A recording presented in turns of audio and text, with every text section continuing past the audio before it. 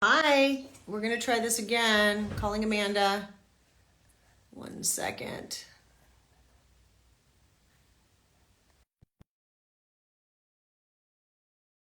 Thanks for hanging in. I'm sorry we're having technical difficulties today. Are All you right. back?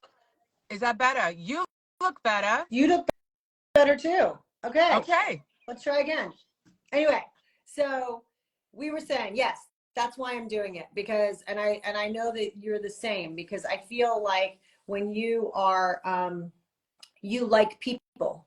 I Even do you like like people. people. I'm really curious about people. I think that curiosity is something that has been with me my whole life.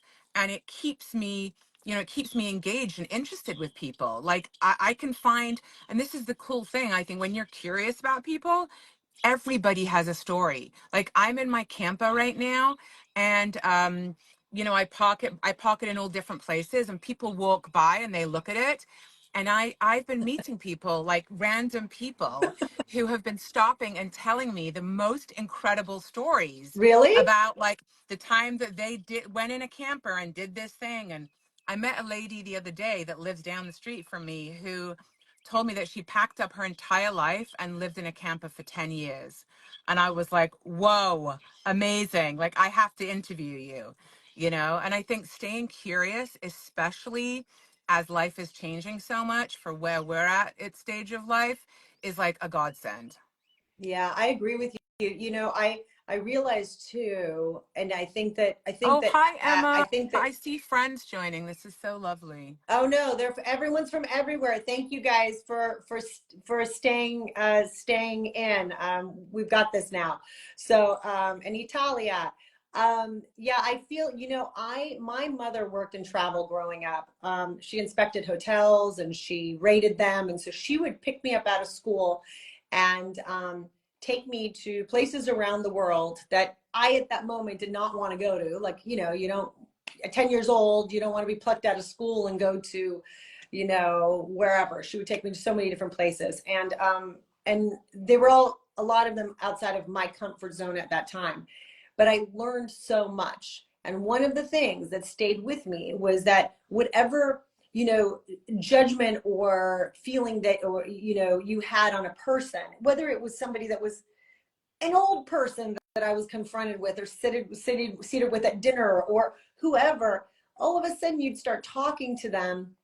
They had a story, they shared something, and all those little things throughout my life have come up in ways that, like, oh yeah, I remember one time I met this person and they said this thing, and for what and that's life.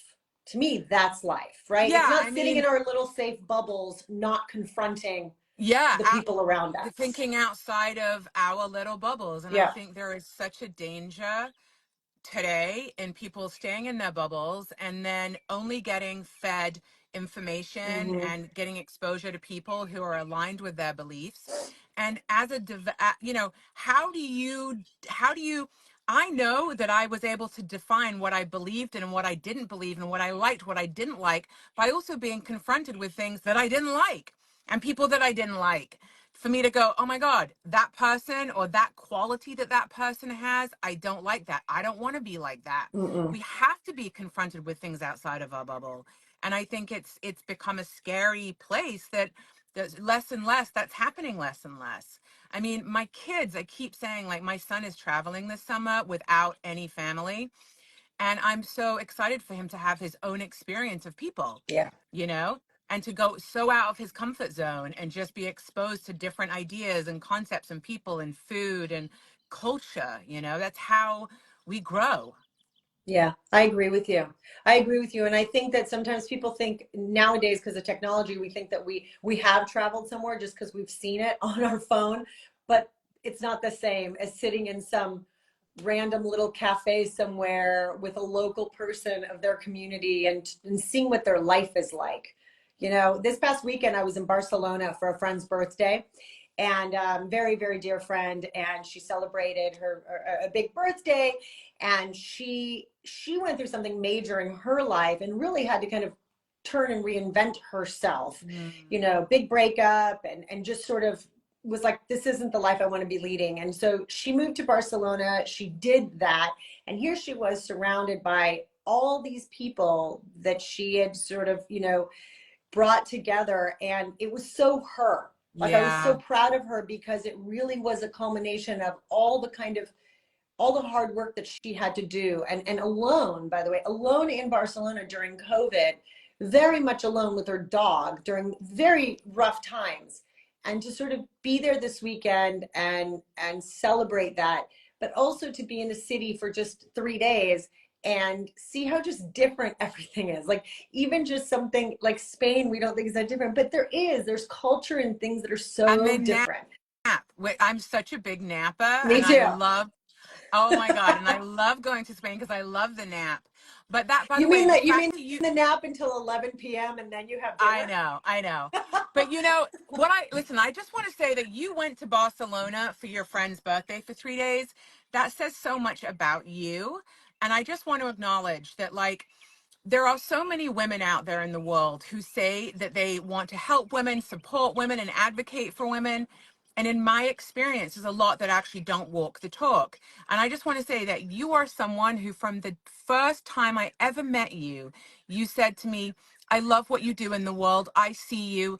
I want to support you. If there's anything I can ever do that helps you do what you're doing, I want to do it. And I'm paraphrasing, but that means so much because that is testament to who you are as a person. And I've never forgotten that. You've always been such a supportive woman, even though we're not that good friends. We know each other, but we always have these very connected moments. And it just speaks to who you are, that you show up and that you do want to make a difference. And I just want to Thank acknowledge that. So thank you. you, Amanda. Chin chin to you. Thank you. Right back at you. Right back Yeah, at you. And thank listen, you. I couldn't have that conversation if we were not, as the French say, flying at the same altitude. That's So true. we're flying at the same altitude. Yeah. And I so appreciate that because, boy, is it lovely to move through the world and to be able to see a face in the crowd and to be able to go and just be able to have that. I think Yes. I wish that for everybody because I think even in, and we're not going to get into the politics of it, but even in terms of all the division that's going on right now in the world, one of the things that strikes me is that, like, listen, you can connect through so many different ways, but hatred is also a way to connect. Mm. Hating connects people. And I don't want to be that.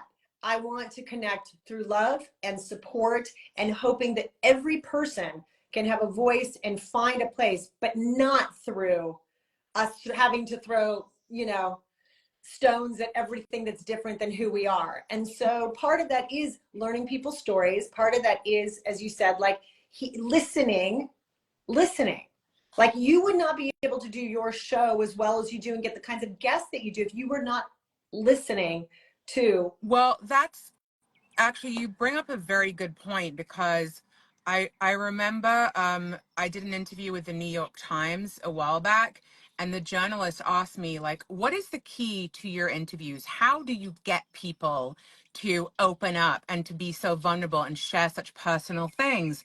And I said to her, I don't get anyone to do anything. I just listen. I am truly present with someone. I am listening to what they're saying and I'm responding based on what they've said. So many conversations, people are stuck in their own heads of, like, oh, I need to get this across. I need to make sure I say that.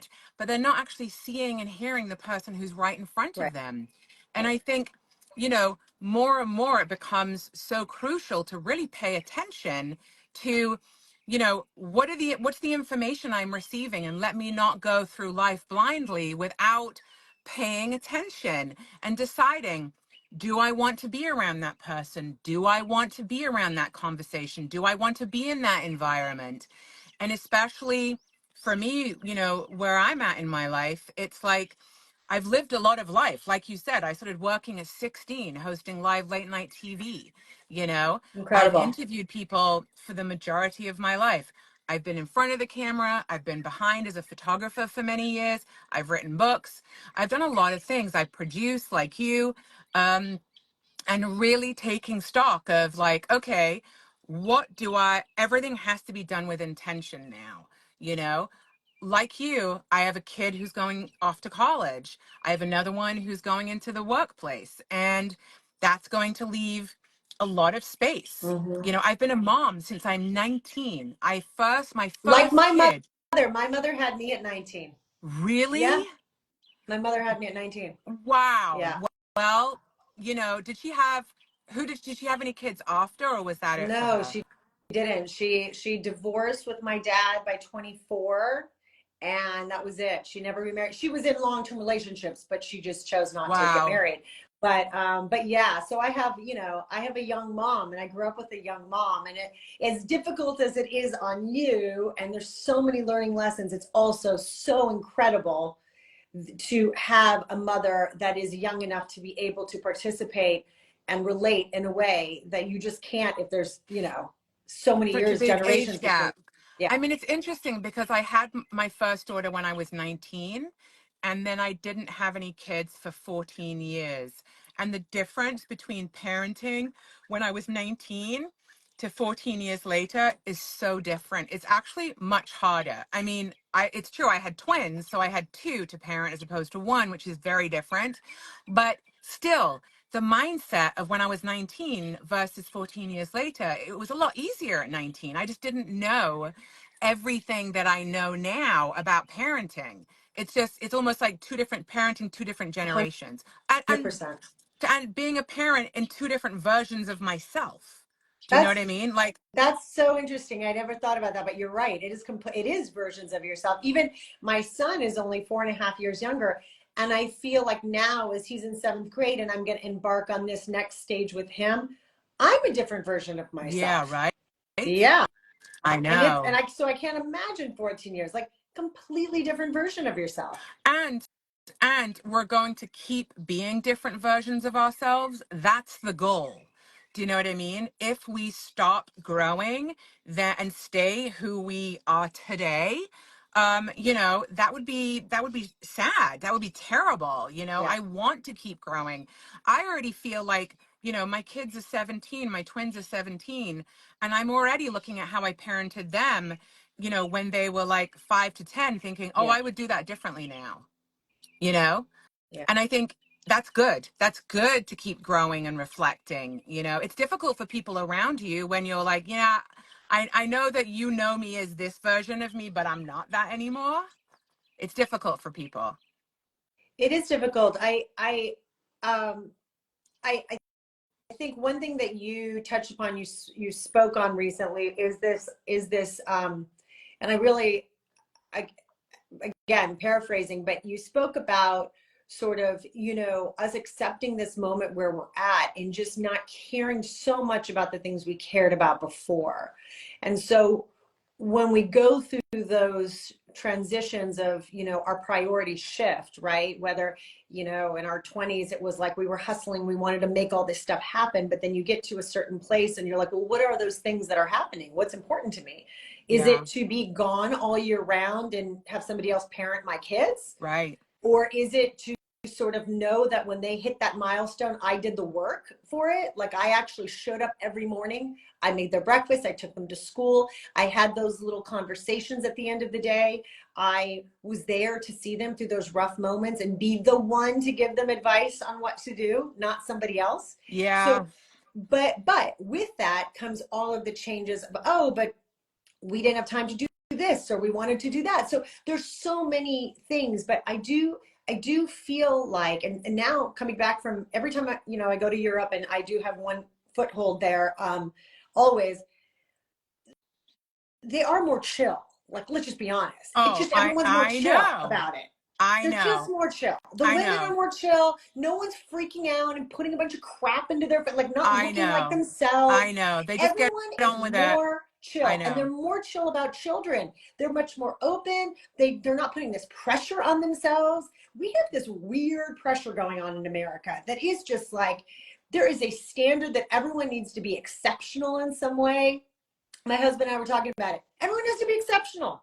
Yeah, Everyone I has to be mean, I special. think you're very right that, you know, last summer we traveled a lot. My husband, you know, my husband is in the Strokes and they are a touring band every Yeah. summer. And so we tend to spend most summers in Europe. And last summer we were in Japan, we were in London, Paris, all over Europe with the kids. And it was so great. Both of my kids were like, "Oh, we want to move to Paris. We want to live in Europe." And I think that America overall is the capitalist structure here. It isn't just to do with the work culture, it's to do with the family culture. It starts in the family culture in order to breed people that fit into the capitalist work culture. And it is across the board. And I think, Mhm. you know, different cultures. I mean, Japan was like, couldn't be more different. You know, the mindset there is so intentional and so considered, and less is more. And then we got to Europe, and it's like, you know, obviously I grew up in England, so and my husband is half French, so we're used to it. But our kids felt such a difference there, and a much more, it was so much more freeing for them. And it's, you know, yeah, well, I mean, look, I can't, I want to travel as much as possible. I'm like, it's important to be in environments that don't have that amount of pressure, because you don't even realize that you're adhering to the pressure. Right. Do you know what I Right. mean? It's like when you, like here, it's about what are you doing? What are you doing? And I want to say, I have done more than most people do in their lifetimes. Okay. Like, Yay! Cheers like to that. hi. Enough. I've done a And lot. How about I've that?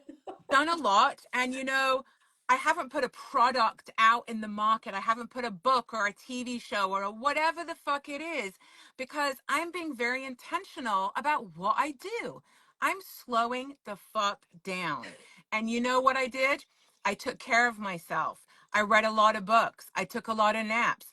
I'm getting my kids through high school. I'm really reevaluating my friendships. I'm taking time. And by the way, maybe I won't put any of those things out again. It's unlikely, but maybe I won't. Maybe I'll start an animal rescue if that's what feeds my soul.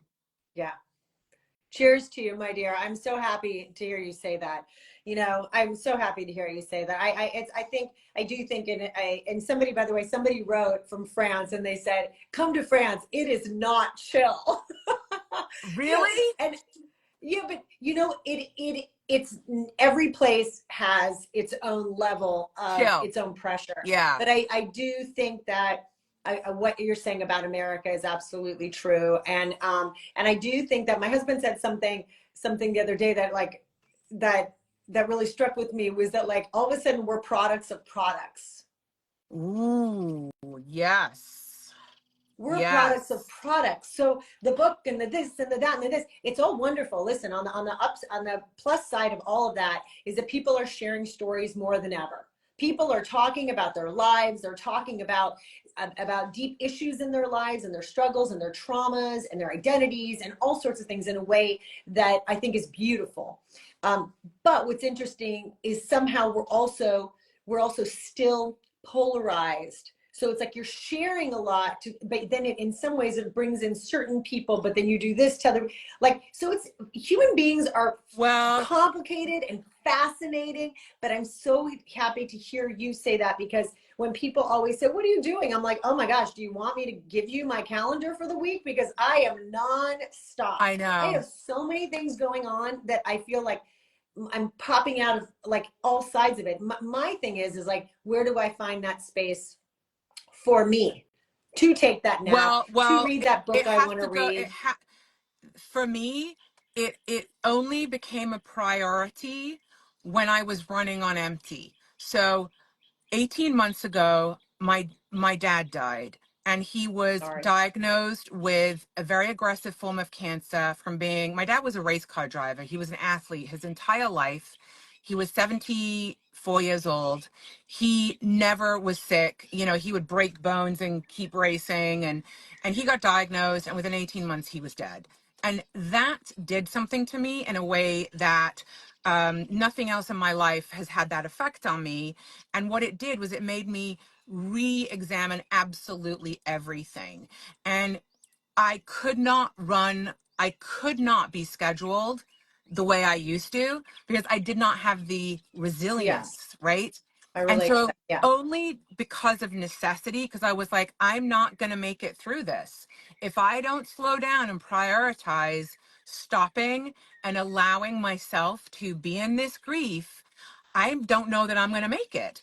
I mean, genuinely. And so only because something like that happened have I now prioritized taking care of myself.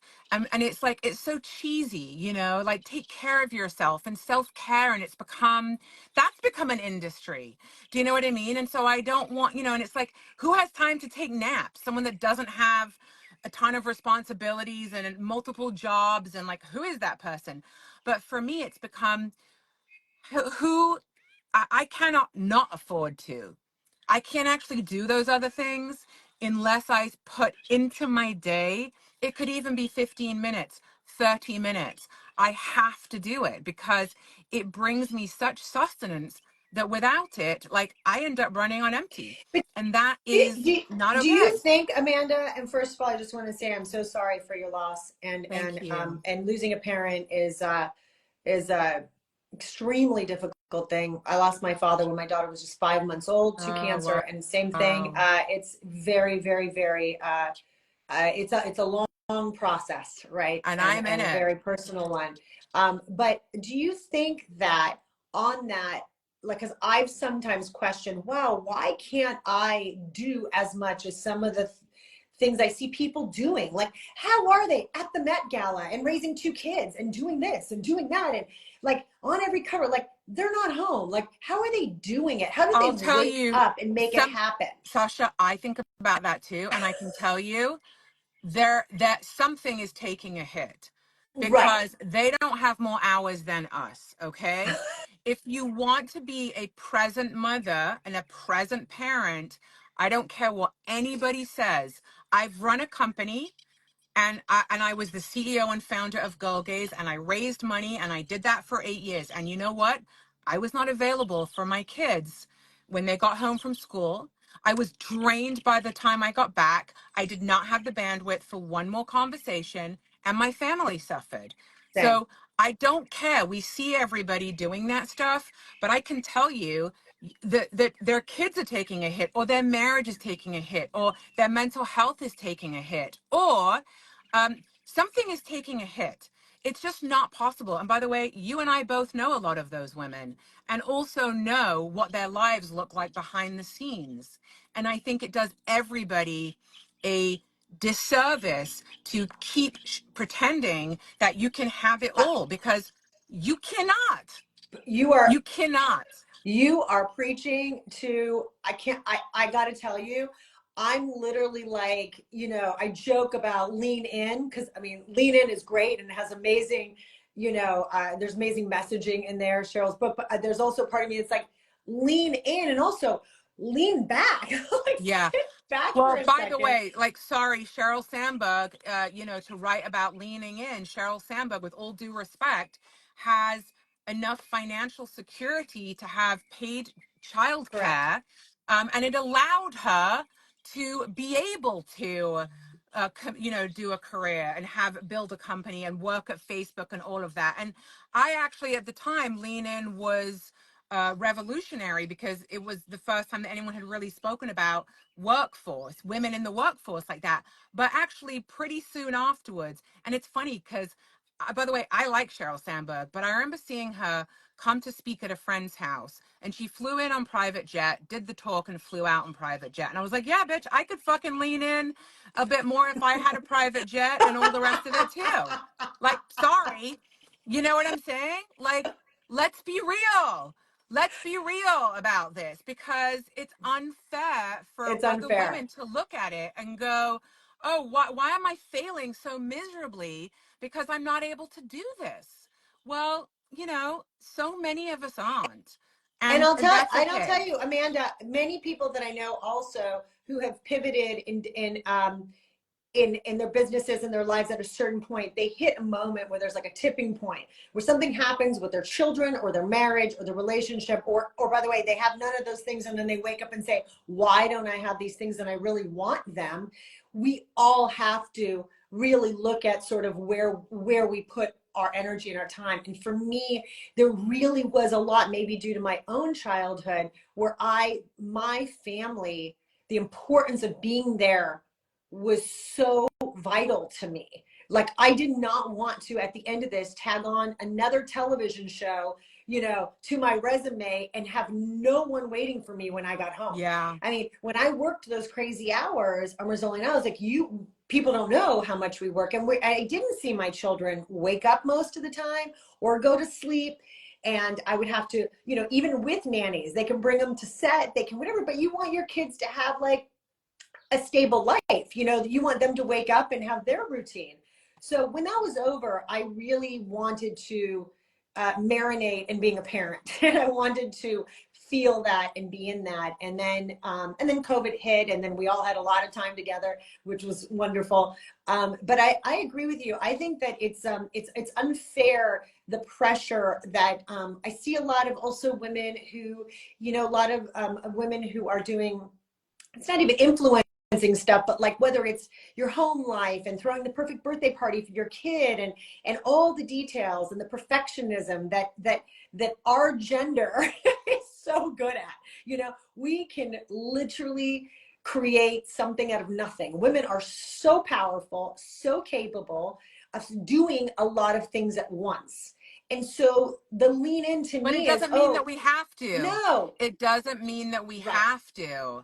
And right. that's the thing, is that the messaging is that we should, and that we are less than if we are not. And the messaging should be, actually, you don't have to. What works for you? And by the way, respect to you if you don't feel like you're able to do that. I don't feel Yeah, like I'm able to do yeah, that. I agree. I really don't. I'm like, no, I can't do all that stuff, you Yeah, know? And I actually say to my kids, guys, I'm sorry that I'm not the mom that does all this stuff. I know you've got friends whose moms do that. And what I want to say is, they probably don't have a job. But I'm not saying that. I'm like, actually, their job is being a mom full time. And that is one of the toughest jobs. yeah, But, you absolutely. know, I really have to be honest with them and say, look, I am not the mom for this stuff. Like, I am not going to Disneyland or Universal Studios or any of those things. I hate it. I don't like crowds. I get overwhelmed. I have like sensory Me overload. too, me too. But you know what? But I will take you to the rescue farm to pet the animals, or like, there's so many things I will do with you. But I am not the mom for like the making memories at the theme parks. Like, I am Yeah. not that person. So lucky for them, You their know what? dad is. I'm with you. Some people do it and they have such a great time. I have a cousin, and he and his wife, like, to them, taking their kids to Disneyland is like a dream. They all love it, and Oh I my so God, appreciate it. definitely not. And I have a friend who has like a pass, you know, to go to all the things. And so I said to her, "You're in charge of taking my kids to all That's the amusement parks. I'll go, but I get sensory overload. It's like a that's lot. It's a that's lot." why community Yeah. is so important as well. And we used to live in communal settings, and now we're so isolated, and everyone's families are segregated, and we have to rely on, if we don't have family, paid help. I mean, the Yeah. people who have helped me take care of my home and my family since my kids have been born, they are my family. You Yeah. know, it's like Yeah. I could not do my job if I didn't have a husband who, you know, was a touring musician, so he's home for huge chunks of time. I wouldn't have been able to even start the conversation. I started the conversation on TV after my kids were born, and my husband took 5 years off from the strokes. So we would get up in the morning, he would take them out to the playground and then take them to day school, and I was setting up to shoot interviews in the Yeah. house, Yeah. you know? Yeah. So it was like, I couldn't have done that without him. There's no way. Somebody just wrote a comment that said the differences between human beings will always be beautiful. And I just wanted to say that today. Come here, Margot. My dog's driving me crazy. Come here, honey. Come here. Hi, Claudia The from London. I love that there's so many people on here from There all are. around the Hi, world. Margot. Oh, hi. Hi. You're Say so hi to Amanda. cute. Hi. Hi. Um, Oh my God, the dogs. you know what? I love that, and I hope that we keep that as because I think both you and I have a point of view on all of this that is very similar in terms of, you know, we all have to have compassion and empathy for everyone, no matter what our differences are. And also as women, to to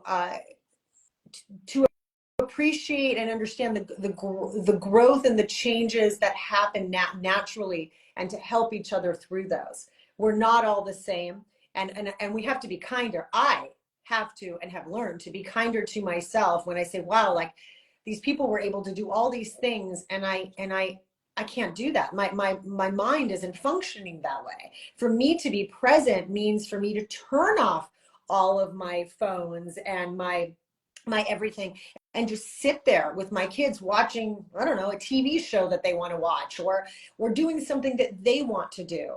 And in order to do that, that really means to be present, really means to stop everything else, right? It's You it's know, it's leaning. yeah, it's interesting. I About 3 months ago, I started a Substack, Mm, um, which, if anyone doesn't know what Substack is, it's a platform where people are writing long form content. And it's different to social media, which I find difficult with. Like, you can't really get into the gray. You can on social media, you're dealing with sound bites and snippets, and on Substack, it's long form content. So I've been writing, and that has required me to be very still and very present. And it's a discipline it's a new discipline. And I found it very, very difficult. I've realized how distracted I am, how hard it is for me to focus, that I'm so conditioned to sound bites and snippets and little distractions all the time, that it's so hard for me just to even sit and read a book. I'm yeah, used to like scrolling, and being on Substack is like retraining myself to read long form which articles and to is so write vital. long That's form. amazing. I mean, Is it I'm under your struggling with it. name? Is It's sub, how under, do we yeah, it's find? under Amanda Okay, okay. Academy. And it's been such a great discipline, and I'm actually learning to be more present. And I'm learning that over the years, I've gotten pretty distracted because of just how our world is set up. We're It's no the one's fault. same person, we just don't know I, it. I think we've had an inkling. I think we've had an inkling for quite a I think while. we've had an inkling. You are, we are the same person, which is, I so, you know, I so appreciate you being honest about it. I'm so over everybody pretending that things are so easy and they look so glam and everything. It's such It bullshit. Anybody is. listening to this, it's bullshit. Everybody has a struggle in some way. Some Everybody. people can wake up and they can get their thing. I remember there was a friend of mine growing up. Her mother used to say, never get out of bed without putting makeup on first. So you always have to look like, you know, pretty for your boyfriend or your husband. And I was like, what? What do you mean? Like, you're going to get up and start your day. I'm not doing it for the person that I'm with. I'm doing it for me. So I Yeah. remember this, but I feel like people get up. It's not for the person that they're at home with. They put their makeup on for the world. They're putting their Yeah. makeup on for the world. Well, because And everything is documented now. It's like everything, every time anyone takes a photo, it could go out on social media. And the thing is, it does. I don't really wear makeup. I'm very, very yeah, me too. low maintenance with the Yeah. makeup. I don't really do I'm very like, however I roll out, I roll out. And I was like that when I was on TV doing the conversation. I didn't wear shoes. I was in my house. I was like, this is how I am. And, I've become aware of the fact that every time I go out places, even if it's just friends that want to take photos, that it can go out in social media. And man, have I seen some photos of me put out by friends where I'm like, why would you post that? Like, come on, man. Do you like me or not? But so I get it. You have to kind of like let go. Your ego has to be okay with knowing that if you go out, Yeah. someone, and not to do with being a famous person, just to do with like, people document everything. They document their food. So if you're eating a meal with someone, they might take a picture of you and it might go on their social media to those 5 people that follow them. And it's not a big deal, but it's just that people are now very conscious of the fact that they could be documented, and they most likely will. But don't you feel also, and somebody just wrote it, nobody cares, don't worry. I agree with you, John. I feel like the world is coming to a place like nobody cares, don't worry. I feel I, like, listen, I do I think don't that care. people, I think that the people that are doing that, like I think if you're going to the Met Ball and there are some amazing looks, I love the theme and all that, then I think that's like a certain thing that you're doing. But I certainly hope for all the people that do that every day or have to do that kind of a thing all the time, that there is a place where they can just take everything off and be themselves too. I do feel, I don't know, but I do feel that that's so important for your own well-being to say it doesn't matter. Like I am totally in love with Pamela Anderson out of all Oh people my because God. I good for mean, her, man. what Good a for her, and what a right? beauty. I had the amazing good fortune to photograph her recently with like no makeup. She would like zero. She is so stunning. In fact, I had some friends who were at the Met Ball and who, one of them in particular, who looked incredible. And this is a woman who, well, Demi Moore, who looked She looked incredible. that was amazing. And Amazing. and this is a woman who goes home and wears no makeup for most of the time, and is just like her normal self, Yeah. and beautiful with and can appreciate like, oh, I'm dressing up and going to a Right. thing. But most of the time that's not how she's rolling, obviously. But I was digressing. So I was looking at all the people at the Met Ball, and I had other friends who normally go who didn't go. And it was really fascinating because when you look at video of everybody posing on the red carpet, it looks quite surreal with everyone posing for the photos, like they're in a photo shoot. And I was thinking, oh my God, this is so like, it's like peacocks, Oh yeah, totally. If you you know? scroll on the Vogue, if you look on the Vogue one, which I did this morning, the Vogue just sort of Insta feed, because they always have such nice, it was just peacocks. Yeah. It's so wild. Yeah. And I can appreciate it. And I love fashion and all of that. But you're right. I think, when your life is on stage more of the time than it's off stage, I think that really does a number on people. And they have to do a lot of work to not lose themselves. And Yeah. understandably, what I was thinking on my walk this morning was, we're so used to seeing people in front of, a barrage of paparazzi or red carpet cameras, but actually it's scary. I've been doing that since I'm 15 years old. I still get on a red carpet and my gums stick to my teeth and I don't know, and I'm like, and I get, anxious and I don't know what to do with my Yeah. hands. And like, Yeah. it's a lot. It's a lot. I wanted to kind of show people the experience of what it's like on that other side, Yeah. when people are calling your name and you're like, oh, which way do I look? And it's a lot. As a It's scary. as a performer, my mind goes to what is she thinking about right now? Like where Oh, when they're like when like I was looking at Zendaya and she had she made a costume change and then she comes out in something else and I'm looking and being like, is she just like totally check out or does she create a story in her mind? Like what is happening? Like every turn, have they practiced with their stylist like how to turn, what's the yes. look? Yes. In that Everything is dress. Yes. so like What choreographed, and about the lady? What about the girl? I don't know. I mean, I don't know what it says for me that I didn't know who it was. There was a girl who had some kind of like, it was like shaped to her body and she had to be carried up the steps. She couldn't walk. wait, was it the Loewe? Was it Taylor Russell? It No, was like nude and then white. no. Okay. This was like, it looked like papier mâché or something that was shaped to her body. Huh. And she could not walk. She had to have a man on either side pick her up like a Polly Pocket doll.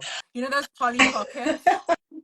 Like a little like Polly Pocket pick Yes. her up. And I was like, oh my God, that is commitment. You know what though? I listen, I love the performance of it all. I think it's beautiful and I think it's a great opportunity to show so much so many things that we don't see. So I like the performance of it all. I think it's an odd, you know, no, I like the performance of it all, but I hope that everyone gets to sort of chill when Someone they're saying it was sand. Okay, it was Tyla, Tyla. okay. Do you know I who don't know. that is? Mm-mm, No, neither do I. I don't know. mm-mm. Maybe Yeah. someone. else, maybe someone on here knows. Somebody said it also happened. They think it happened with Dua Lipa too. Yeah, I don't Anyway, know. well, listen, listen, I like it. It's all great.